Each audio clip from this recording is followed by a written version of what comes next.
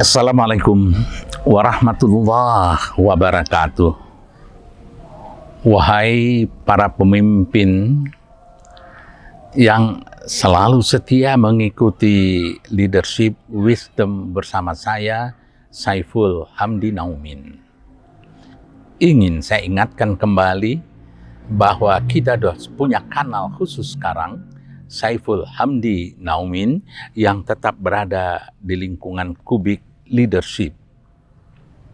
Wahai para pemimpin, kita berkali-kali menyampaikan bahwa pemimpin yang berhasil itu adalah pemimpin yang mendapatkan pengakuan. Pemimpin yang didulukan selangkah, ditinggikan seranting. Pemimpin yang diakui. Dan untuk bisa diakui, untuk bisa diterima, maka Anda harus bisa mendapatkan trust and respect. Sampai pada titik ini pernah kita bicarakan. Tapi trust and respect itu tidak automatically datang kepada Anda karena di pundak Anda ada bintang.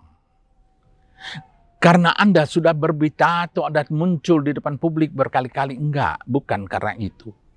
Trust and respect karena memang Anda berbuat baik dan bijak.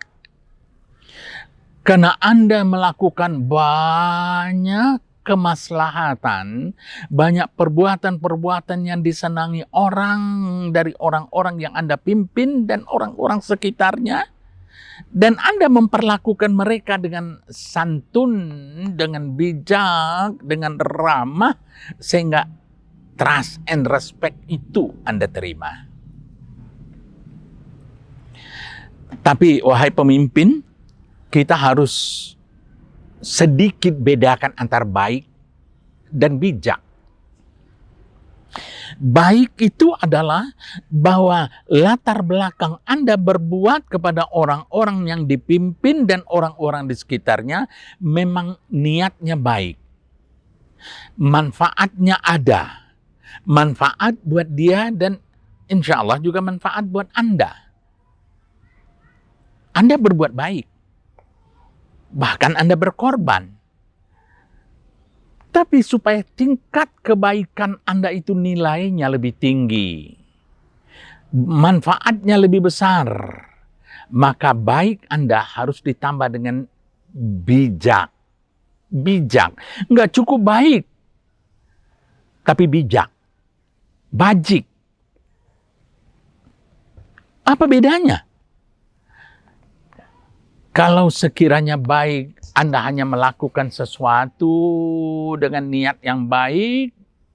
Tapi kalau bijak, Anda melakukan pertimbangan-pertimbangan, baik pikiran dan perasaan, sehingga yang Anda lakukan itu tak hanya sekadar manfaat, tapi disenangi, dikagumi, ini adalah kepentingan kita orang banyak.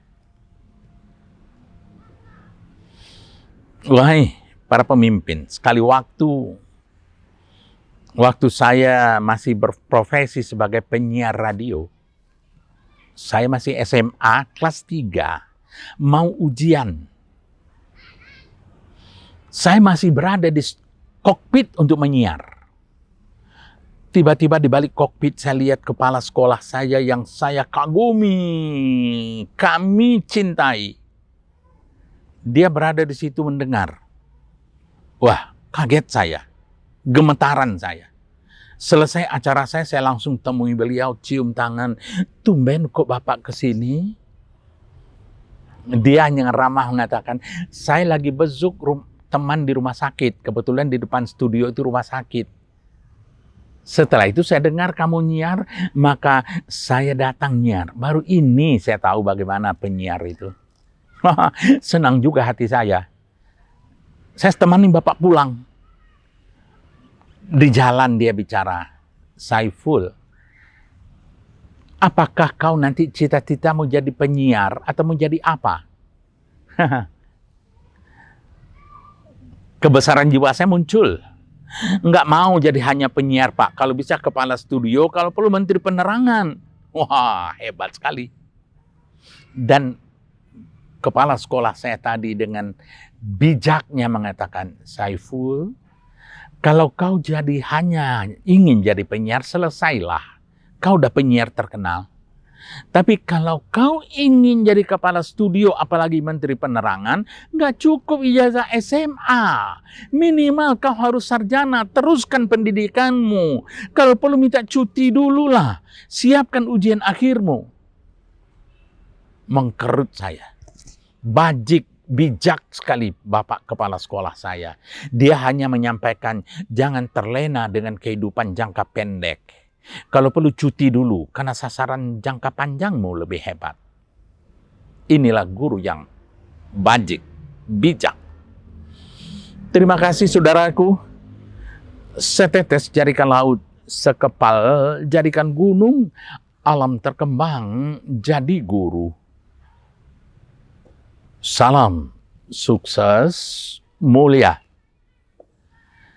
Assalamualaikum warahmatullahi wabarakatuh.